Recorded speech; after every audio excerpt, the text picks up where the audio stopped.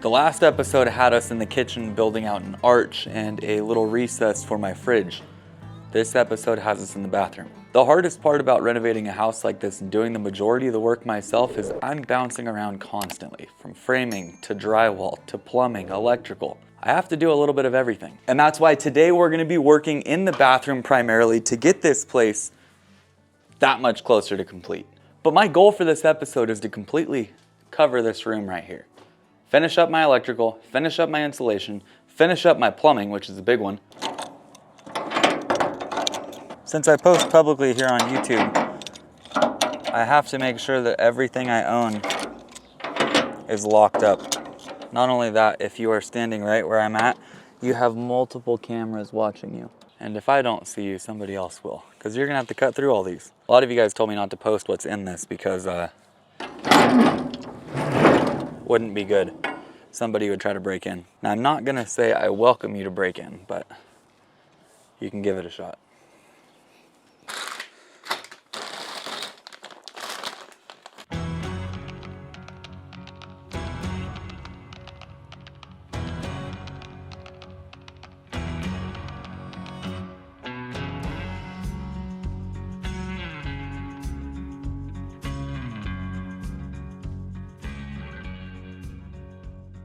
I knew this butcher block that I bought the wrong color would be useful one day.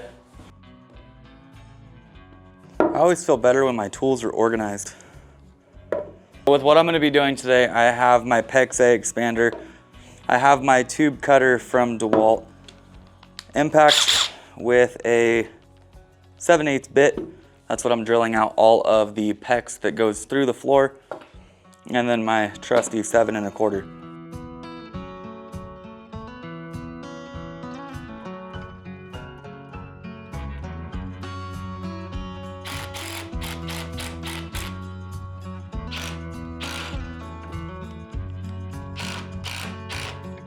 Seem high enough for a shower?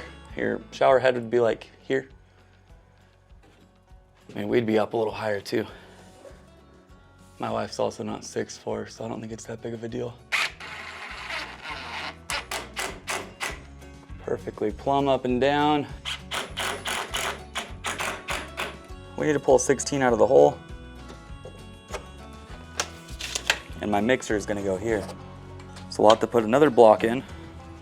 So the way that this will work is when you walk into the shower, you'll have your mixer here, you turn it on, and then it'll turn the water on over there. So you're not getting wet when you turn the water on. Overkill? Sure. Cool? Yeah.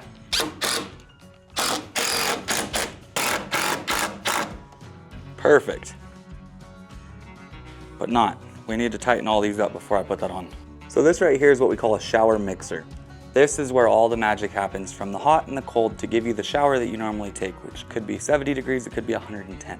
They label these things to where people like me can actually understand them. This one says up here, down here, cold and hot. They had no faith in me. That's good because I had no faith in myself. So I have tape on all of these that I've got in here. They are all good to go, but I haven't tightened them up yet. So I'm gonna give them a couple cranks before we mount this thing to the wall. I don't want to wrench on these things. I just want to get them in here to where they don't have any leaks. Wrong tool? Maybe, but that's okay.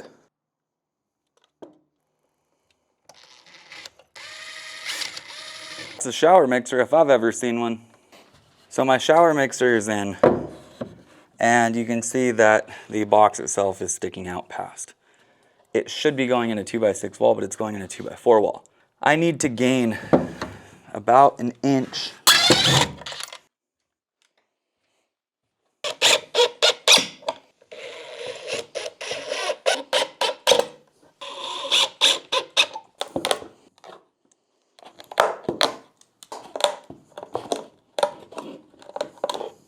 So now this is still mounted on there solid. The back is cut off flush. I'm gonna glue this to the wall since I can't really do much else.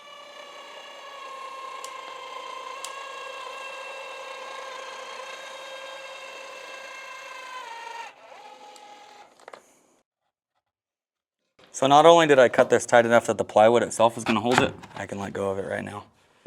And it doesn't wanna move. That's good.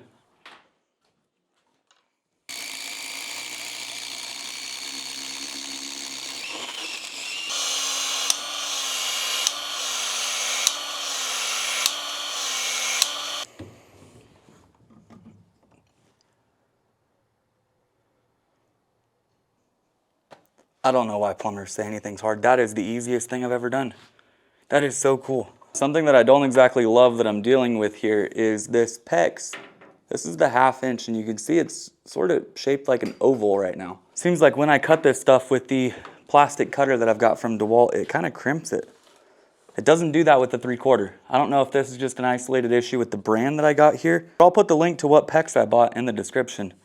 Just a fair warning. I don't know if this happens with all PEX because I'm not a plumber, but I don't exactly like it.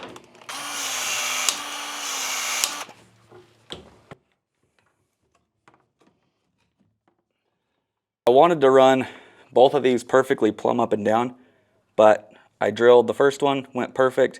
Second one, hit a joist. Third one, hit a joist. I'm gonna fill those back up with foam, and we're running off to the left. So then I need to run this one from here up and over.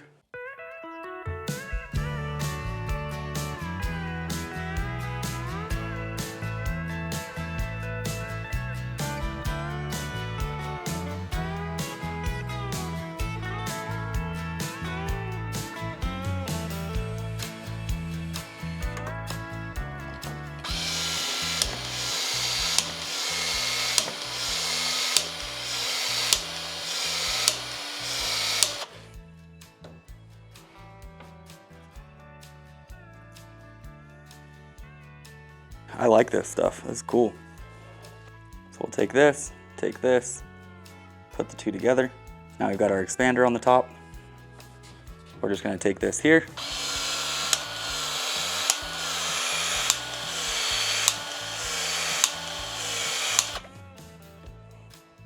And we're going to take and shove this up on the bottom. Just like that.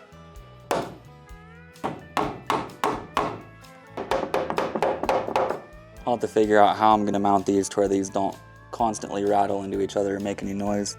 This one up here on the right is for the handheld. That one up there is for the shower head. Both of them will run back and over and then back down.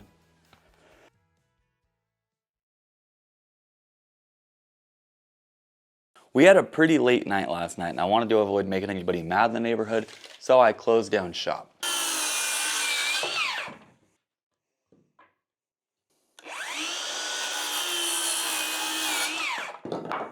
They're both hot, they're both 1/2 inch, neither one of them matter which way they go.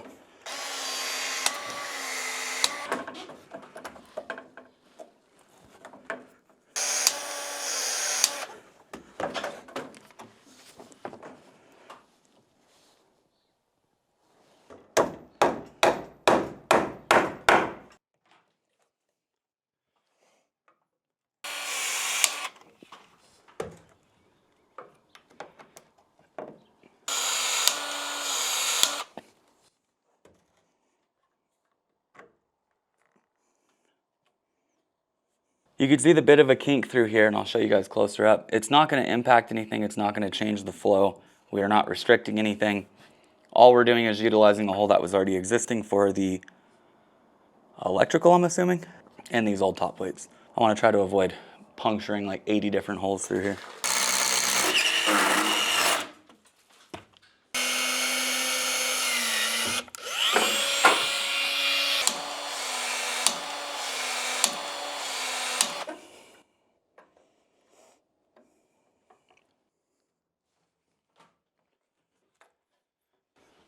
Sweet.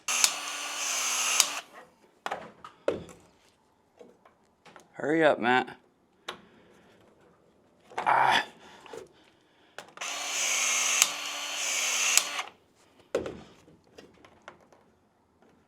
Get in the hole.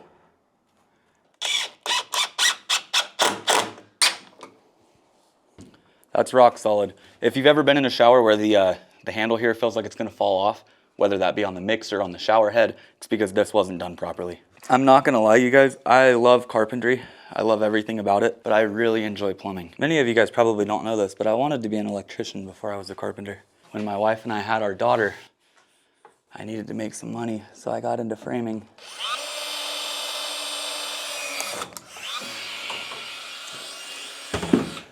Because that's what my family did.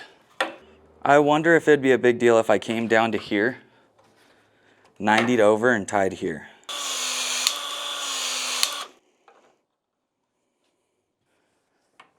about here.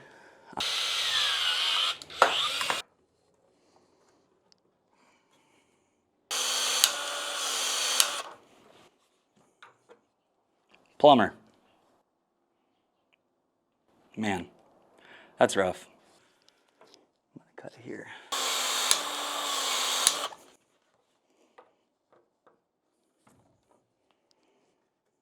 So now this is for the handheld unit. I'm gonna staple it up against the stud here to where it's nice and secure. And we're done. We're wrapped up. Trying to keep these in the middle and also as straight as possible. Oh, I don't want to bust that pipe.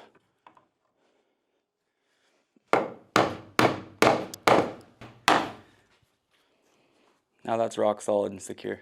So now walking into the shower, I have exactly what I want. Down here we have our water supply, our hot and our cold coming up. Goes to our mixer. The bottom comes out and that's to our handheld unit. Since we don't want that on this wall, we went up and overhead all the way down to here. So you'll grab the handheld right there. It'll actually be right up here. You'll have a wand. And then the main comes off the top of the mixer here. Up, over. Each of those 2x4s it is clamped down onto.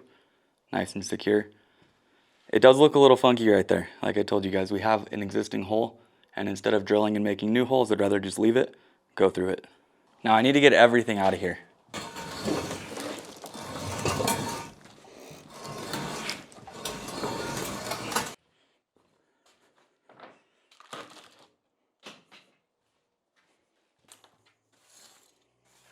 In carpentry, I worked with a lot of different guys, 30, 40 different dudes over the course of the last 15 years. And what I saw the most is that people get to a point in their career where they feel like they're above something. They feel like they don't need to sweep up. They feel like, we'll leave that for somebody that's lower paid. And I never understood that. Why is it that you feel like you are above something because of what you know? What would you rather see? Your $40 an hour guy sitting around doing nothing, or sweeping up and making sure that the job site looks clean because it's his responsibility too? Best advice to anybody in the trades, never get an ego. I worked with a lot of people that had an ego, and it ruins them. Because I tell you what, you put someone in the same position that I've got here where, you're renovating your own house, you get to do this for yourself, they'll pick up a broom. I never understood that about people. Then again, I was a carpenter and not a psychologist, so I probably can't figure it out. We're cleaned up in here. All right, will you cut me, let's get a 7, a 14 and 5/8, and I'll build a channel for here while you do that. And then while we're at it, get me a 7 and 3/8. 7 and 3/8, got it. 3 1/4, 3 1/4, 14 on the dot, 14, 8 1/4. How about we stop there and I'll cut these first. 6 1/2, all right, 6 1/2, never mind. 10 1/4, minus. Go 10 3/16. 10 3/16. All right, sounds good. Yeah, I got you. Needy little fella.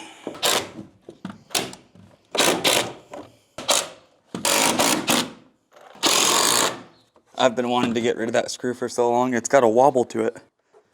I've picked it up like 4 times and finally just sunk it.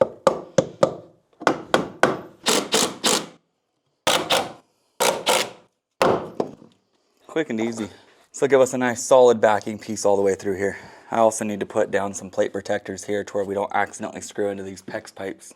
I got a good cut guy. Everything goes good. All the cuts fit perfect. Look at this. This kid's on fire.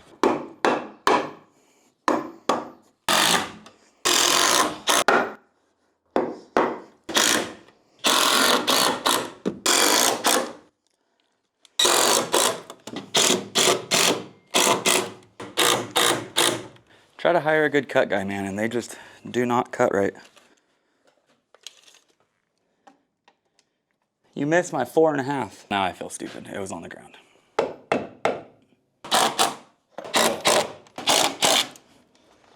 Call me crazy, but I feel the need to do this.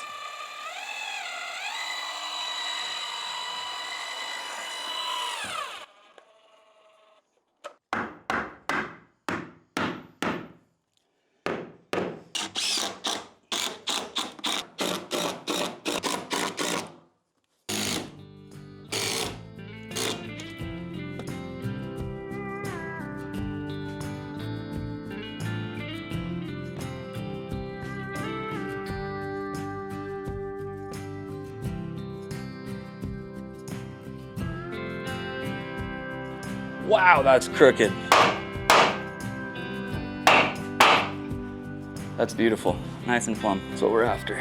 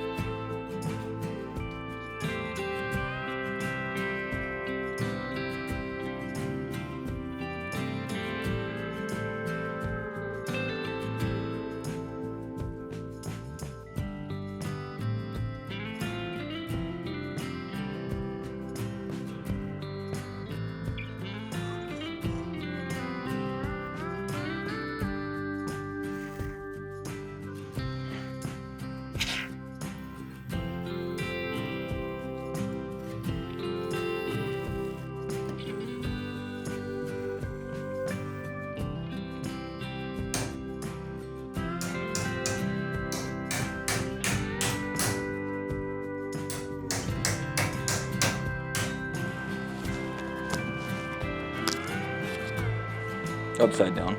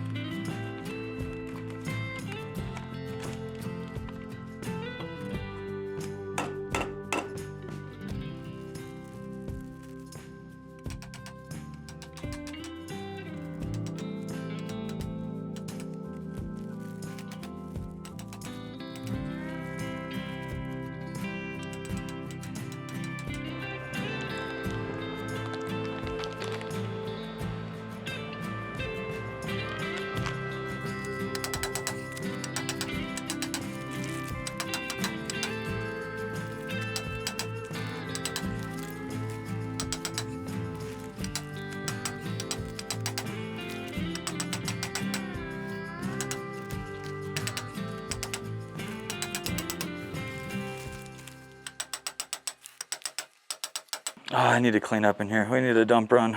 Stuff's starting to accumulate.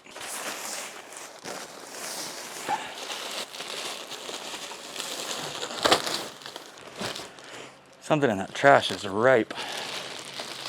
I don't know what it is. This has no backing on it. You'll see that in just a second. And from what I know, I think these are only that tall. It's just these little panels. So I'll have a whole separate video on the insulation that we used, why we used it, and what we used it for. But this is a thermofiber insulation, meaning it's a mineral wool product. And what you'll notice is that it's dense packed in here. It's very, very stiff. You don't have to nail this stuff. You don't have to put it up any certain way. You just push it into the wall cavity and you're done. So while the ceiling took me a minute, this stuff goes quick. So let's get in there and knock this out. So like I said, on this stuff, no stapler. This is gonna get put away. We don't need a ladder. The install process is much easier.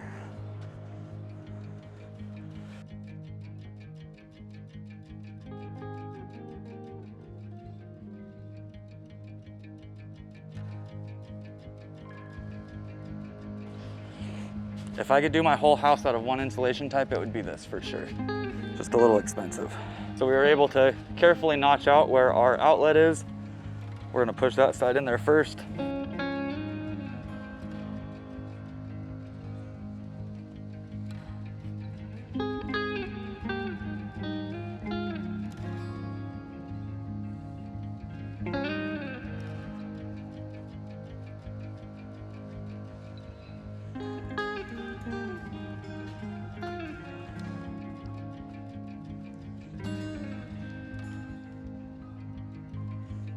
See, and then any scraps we may have, I'll take and stuff into different areas. Like I can cut this off right here, shove it down into this cavity, because this one needs to pull down to about there. Now we'll take this and shove this back into that cavity.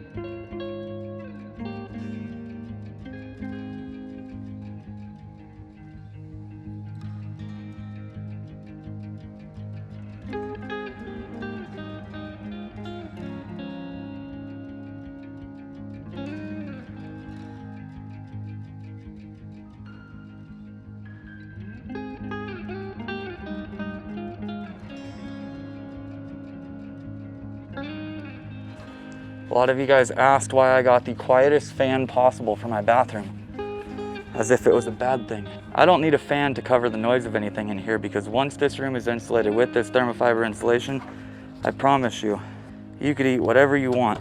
Nobody's gonna hear you. Oh, I just poked myself with a knife.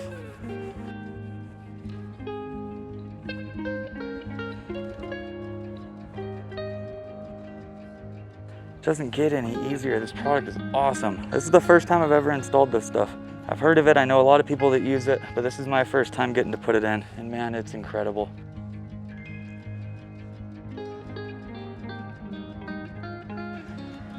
.45 p.m., almost 7. I'm not gonna get to hang drywall tonight. It's all right though, because I don't feel good. I don't want to push myself any further than I have to. Work until 7's already enough for me. Like a big steak, just like I said. This is great. So quiet in here now. Can't wait till the whole thing's done. So now something I did in this room and that I've done in the rest of the rooms as well. Not only am I marking out all my studs as I go, marking out all of my plumbing, all of my electrical to where I don't cover any outlets. I also went through with a laser and shot up to that Panasonic that I have up there, and figured out where the center is for my light. Since I'm doing the pancake lights, I don't have to have a box up top.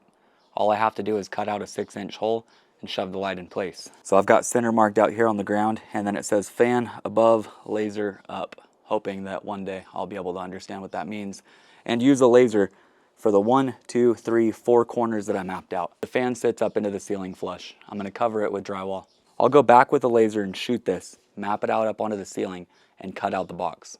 Then I can attach my grate to it, and my fan is good to go.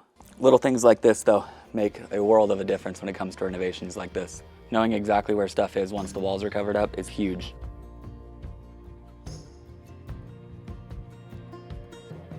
Today wasn't easy. I've been sick. I'm worn out. I didn't have much in the tank.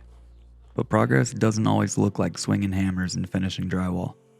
Sometimes it's just about showing up, doing something small that keeps the momentum alive. Lately, I've been ending my days the same, watering the grass out front. Not because it needed it, but because sometimes I do. It's a constant reminder to me that the grass is greener where you take care of it, where you stay consistent.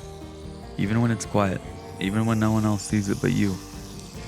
It's growing, but it's taking time. Similar to this house, this life. It gets better a little at a time. You just have to keep watering. It's crazy to think, but a simple task like watering the grass keeps me motivated on this home enough to keep going another day. Well, today I didn't feel the best. I know better days are ahead. So keep learning, keep building, and I'll see you in the next one, hopefully feeling better. We made such a mess today. I need to wake up tomorrow pretty early and come over here and clean up before we start doing anything.